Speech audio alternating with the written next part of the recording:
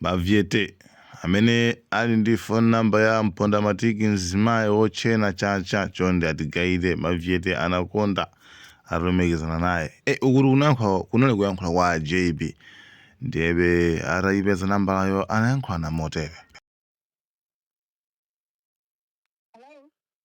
Hello, Chacha, kundimva? Yes. Inenso ndikukumva. Ineyo ndi JB yet? Mavyete. Mavyete. Oh, you mean JB? Yeah, JB Mavyete. Ndakhala ndikufuna namba lako. I hope anthu anakuuza. But where did you get my number? Wayipeza kuti? Ineyo ndi intelligence yanga yomwe inapezeka ndi pana phone ija yatani? Mission yateka. Ndiye ndingosangala kuti mission yatani? Muri yateka? Yateka kuti da. Namba anga wayipeza kuti? Usadandaula ineyo chachikulu kuti ndakupezani ndipo ndinosangalala. Ndipo si milandu yayi feel free. Muli ndi nthawi tingati kuyankhula titibalayi vitu. I think, yeah, 5 minutes, yeah, ndilipo. Yeah. So, yeah, I can talk. Okay, nde ineyo nimafuna kuyamikani, eh? Pa ntchito za chifundo zone mmagwira kugwirira Amalawi. Ndiye koma sitinakumanepo sitinambita kugwirirapo ntchito limodzi sitikudziwana. Ndi nimafuna kuti ukhale mpata wa ife opangira initiate friendship imeneyi.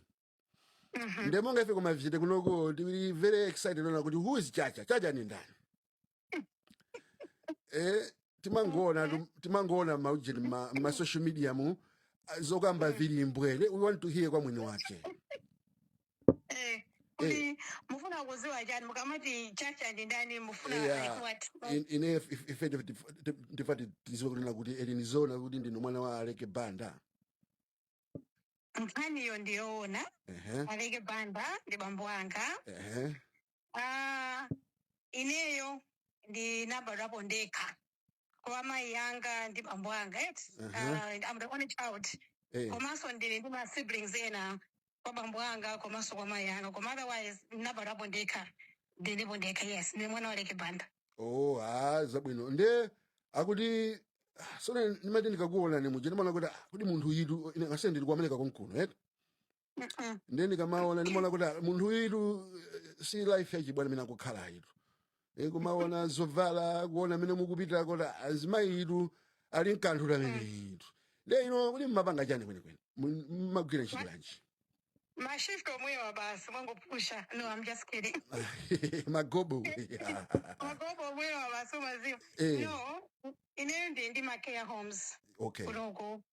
Yes. All right. And I've been running this my care home since in 2011. The long time. Long time, yes. Zabwino. Then in a business lady. I'm a business lady, yes. Izofunika. So wina aga manduza kuti ndi nzima amene ndi zaka 50 nene makala kuti ino amene akonekera mali ndi zaka 50 amene ndesi sabwino kwafunsa munthu koma nofati ngopanga clear ili mu zaka 50 no. Ndipo ndi zaka 50 ndipo silimabisaso. I think aliyese amene amandipanga folo amaziwa kuti ndi zaka 50. Yes. So ndimanyadiraso kwambiri because life here ndanthochepa amene amatha kufika zaka 50 anthu ambiri mamwali ama 20 vijani zona sindimabisa. I'm proud of it. Yes. Ne kuti chisikana chiti ziti ni ndrama zo kapena majinzi kapena a combination of zonse. I think the combination ya zonse komano chinthu chimene sindimakonda ineyo kwambiri. I think I'm stress free. That's why I like to travel. Because I went there therapy again. So yeah. So I would say good into combination yazo sezo. Zabwino kwambiri. Ndiye iferu timangomva kuti Chacha amadalisa kuti zimaenda bwanji. Madalisa bwanji, mapanga bwanji kuti mudalise munthu. Muna mufuza zinayambira bati. Zinayambira bati. Chabwino zinayambira bati zodalisazi. Okay, so soon again ndiri kuntchito ku office kwanga. One of the guys amene magwira naye ntchito, he's also from Malawi. Ndiye anazanduza kuti that was some time back. Ndiwakuti amakupanga ni folo akuti bwanji sima mudalisa.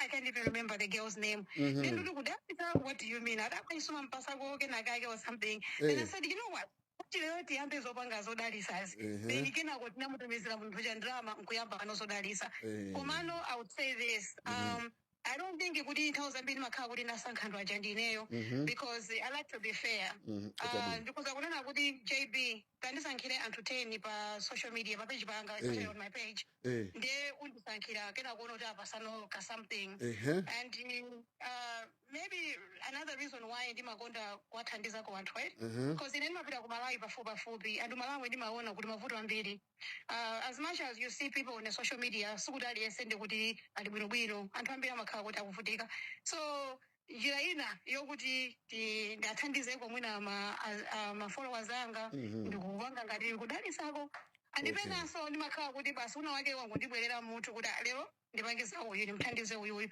so ndimakhala kuti ndimapanga piki exactly kuti ndimwakuti mwakuti no Sapano ife simudalisa tikupemba kuti mudaliseso nafeso iniyo ndinaku America simafika kwa dalisa yayi iniyo muli nazo kudalisa kumapita ineyo imufuna kudalisa kotani ineyo apa pali project yomwe ndikupanga kasonkhasonkha wa anthu amene ali kuti ku America kunoku ndiye pali skuli inaka kuntambanyama kucholo aphunzisawo ananditumizira video anaja mklasi muja akuti mavyete nde ntamfunsa kuti mklasi mene mumu ndi standard chani ndakuti klasi mene ndi standard 5 ndata muliyana ngati akuti muliyana 300 chakuti wow muliyana 300 chakuti zomwe zokhala banji kuona lonso ana ajanso angokhala pansi ndi ma comment yomwe anali mu section manga unena kuti madesk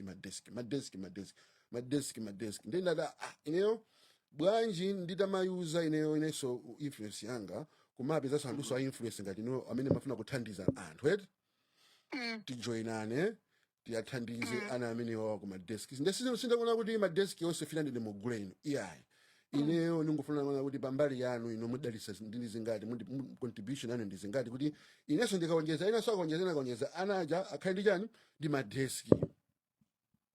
Okay, so kali mbali imene yonde ndi mbali imene ine ndimakonda kupanga andi panopa tili ndi ma project angapo amene tikufuna kupanga ku Malawi kumbuyo kuno timapanga kwambiri like chakulilongwe and stuff like that panopa tifuna tipange kumuzi like ku north Khatabe Tipa somewhere around that side so ndizonena kuti that's something jodi chacha amakonda kupanga ndinapasa za school yaku tinapanga pompano there's another school somewhere in Lilongwe ndaiwana zina lake kuti ndichani nangayiko Malengu ndeja I think it's Malengu I can't remember the name ndendi kuti ife timakusatani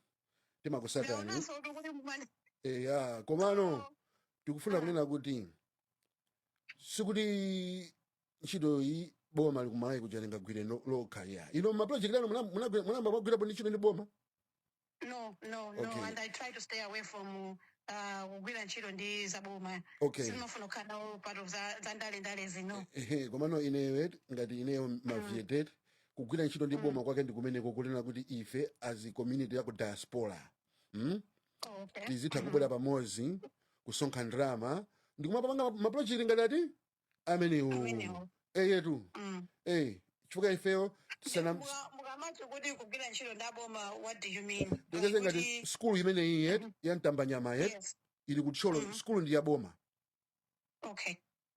skulu ndi ya boma ana wali mu skulu ya government koma libe madeski akutinso amati akalemba chimangirizo chija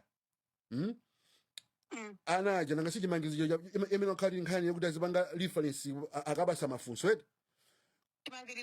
chimangirizo ndi composition nkhani abasa composition ija ndi after composition ija sikumakhala mafunso according to nkhani ya composition ija chifukwa akuti anawa amalemba pa backboard ndi choko nkhani jama amene ayifufuteponso kuti alembe majani mafunso komano akalemba mafunso aja nkhani ija amakati anaja palibe popangira reference ndamene olo mutapeza olo printer printer ndika stationary kuti azitha printer majani timafunso tija koma abasa anaja azikhala ndi popangira jani reference. So ngati means so like printer yo jani can we find them in Malawi? you can find him, or we can order them something online, or somebody who can get one can help. Ndizona kuti zinthu zi tibwere tonse pamodzi. Nde munthu oyamba kumpanga approach ndinuyo, right? Kunoko ku diaspora kunoko munthu amba kumpanga approach ndinuyo. Ndiye ndimafuna tinaona kuti titapanga ubale kuti tizigwirira ntchito limodzi. Inu mukamathandiza anthu, ifenso tithandiza nawo, ifenso tikamathandiza anthu nanunso muzitani cholinga kuti Malawi atukuke.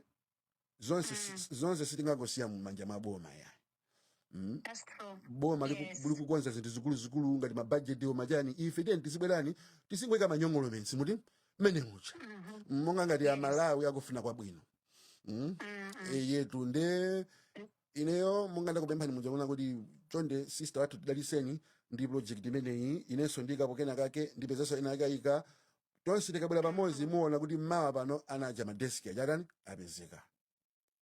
Zona kumatakaso tidapanga kuyamba mwina tiyamba like mulanje cholo chani pang'ono like that. Mwaona ka ne anthu organize choncho ngati inonda amati kufuna kugwina ntchito ife anthu amaganiza choncho. Nde ineyo kwambiriso ndimona ngati Amalawi samakupanga na appreciate bwino. Amalawi samakuonerani bwino because satha kumvesesa kunena kuti inuyo muli kufuna kwabwino. Nanga muona problem ndabweresa pai muona kuti muthandiza bwanji. I felt I'll work on it. And ndikapita ku Malawi, I'm planning to go to Malawi anytime soon. Then I'll tiningane nesanga mwandika paucheni. Koma anytime soon tupita ku Malawi. So therefore my manager anga Mufati and Akenjo kuti mwina we should go and visit him. Koma ndimutangotero zingatakhala bwino. Yes, so I think that I visit it.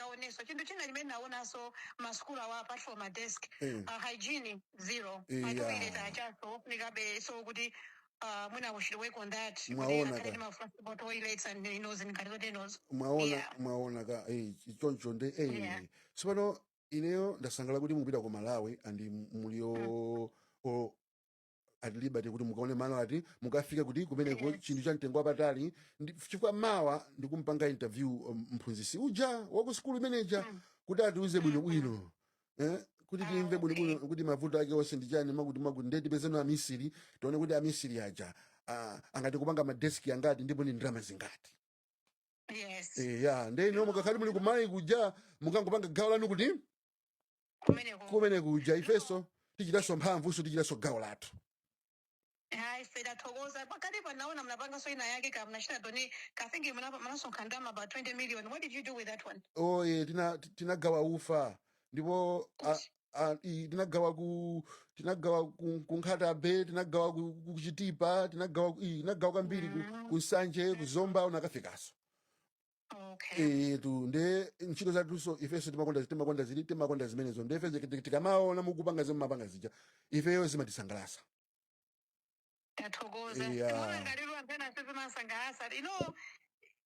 Alias of course amakani mbali yake wina mazona ngati za positive wina maona ngati za matama inu zidonezija pena so timabwerera mbuyo kuti if I do this someone will say but kodi wewe ukuzotenga ngati ndani so alisi tikapanga kagulu choncho tiro said we are working together. That's okay because then I feel we're just born like that kuti timakonda zothandiza like people will say kuti unatenga tipo bambo wako.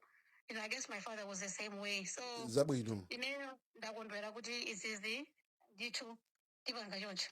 Nde ineyo so ndithokoze kwambiri kutenga nthawi yanu kutimvera ife kuti faka anthu ambiri kuti manyozedwa pamuzi pano ngati anthu opanda pache. Anthu ambiri even titawoza kuti bwera muzapange interview sangafune kutani sangafune kupanga nawo.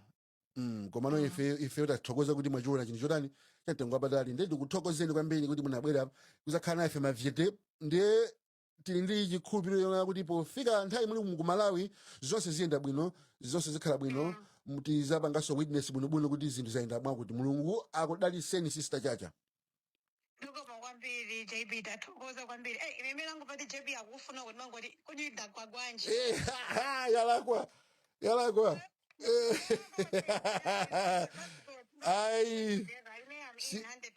Similandu, Ife, we are proud of you and we just want to thank you and we want to collaborate with you.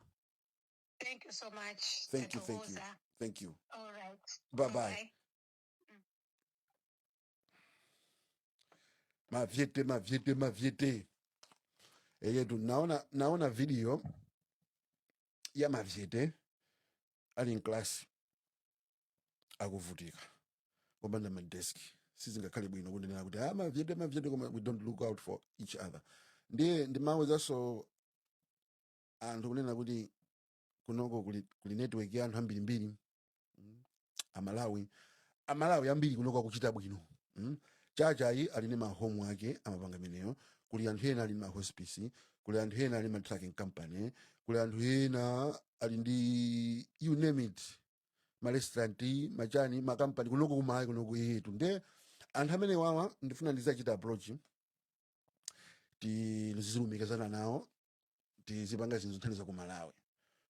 Ine suti ndimamuimbira Chacha kuti nimpemphe ndalama za ineyo ayi. Ine mafuna namba ya Chacha kuti tizithandiza ku Malawi zomwe zikufunika zizo.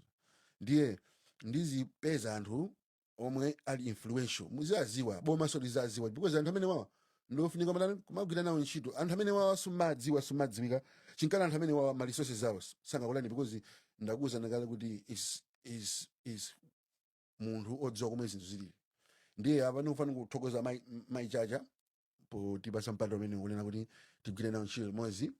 Ndiye amba songa amene wa madesk amene wawa standard 5 kuntambanyama kumeneko kuthyolo muli ana 300 chakuti mphunzitsi mmodzi.